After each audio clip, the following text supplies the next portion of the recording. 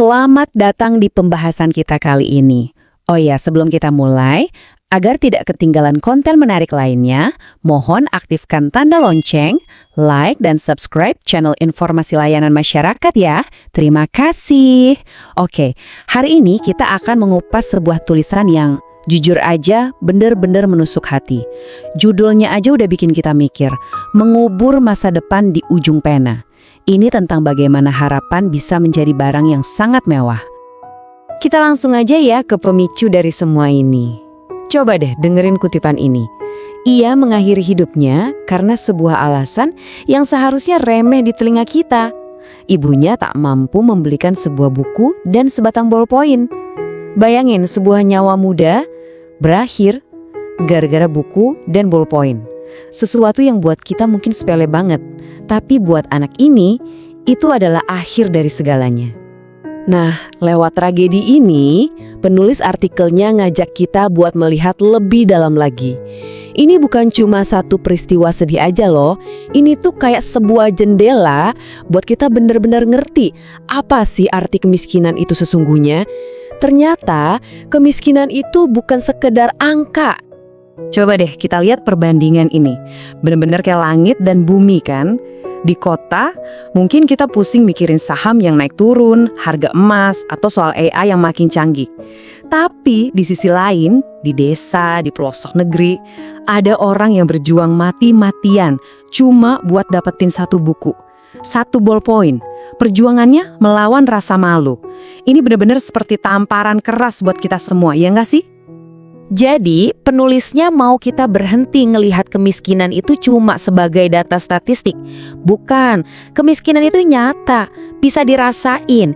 Ia adalah ranjang tanpa selimut yang bikin kedinginan, dapur yang gak ada berasnya, rumah yang gelap gulita karena gak ada listrik, dan tas sekolah yang isinya kosong melompong. Itu adalah pengalaman fisik yang nyata setiap hari. Dan ini dia poin paling krusialnya. Manusia itu kan bisa loh nahan lapar berminggu-minggu atau nahan haus berhari-hari. Tapi begitu manusia kehilangan harapan, saat itu juga dia sebenarnya udah tiada. Jadi ini bukan cuma soal kekurangan materi, ini soal harapannya yang padam. Rasa malu karena nggak punya buku dan pena itu pelan-pelan berubah jadi keputusasaan. Dan disitulah tragedi sesungguhnya dimulai. Nah, dari sini kita jadi bertanya-tanya. Apakah ini murni cuma masalah pribadi? Atau jangan-jangan ada yang salah sama sistemnya? Sesuatu yang lebih besar, sebuah sistem yang mungkin sudah patah. Pertanyaan mendasar yang diajukan penulisnya ini nusuk banget sih. Sejauh mana negara kita ini benar-benar hadir buat warganya? Buat ngelindungin hak-hak yang paling dasar sekalipun, seperti hak untuk hidup dan dapat pendidikan yang layak, fokusnya jadi bergeser, bukan lagi soal tanggung jawab individu, tapi mempertanyakan peran dan efektivitas pemerintah. Dan ternyata ada sinyal-sinyal jelas yang menunjukkan kalau sistem kita emang lagi nggak beres. Ini bukan cuma satu kesalahan, tapi tumpukan masalah.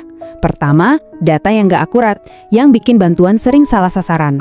Kedua, birokrasi yang berbelit dan lambat, jadi respons untuk kasus darurat jadi terhambat. Dan yang ketiga, yang sering banget dilupain, kurangnya pendidikan kesehatan mental dan deteksi dini stres di sekolah. Nah, celah-celah inilah yang bikin tragedi kayak gini bisa terjadi. Oke, setelah kita tahu masalahnya, terus gimana solusinya? Nah, penulisnya nggak cuma mengkritik, tapi juga menawarkan 3 langkah perbaikan yang konkret. Ini dia 3 langkah yang diusulkan buat menambal sistem yang rusak ini. Pertama, data itu nyawa. Maksudnya, data kemiskinan harus didata ulang secara menyeluruh, biar bantuan itu sampai ke orang yang benar-benar butuh, sampai ke pelosok-pelosok. Kedua, pangkas birokrasi. Bikin semacam dana respons cepat, jadi kalau ada kasus kemiskinan ekstrim, bantuan bisa cair dalam hitungan hari, bukan berbulan-bulan. Dan yang ketiga, sekolah harus jadi ruang aman. Jadikan sekolah garda terdepan buat pendidikan kesehatan mental dan deteksi dini stres siswa. Pada akhirnya, masalah ini bukan cuma soal pemerintah atau sistem. Penulisnya seolah melempar bola ini kembali ke kita semua, ke saya, ke Anda. Ini adalah sebuah gugatan bagi nurani kita bersama.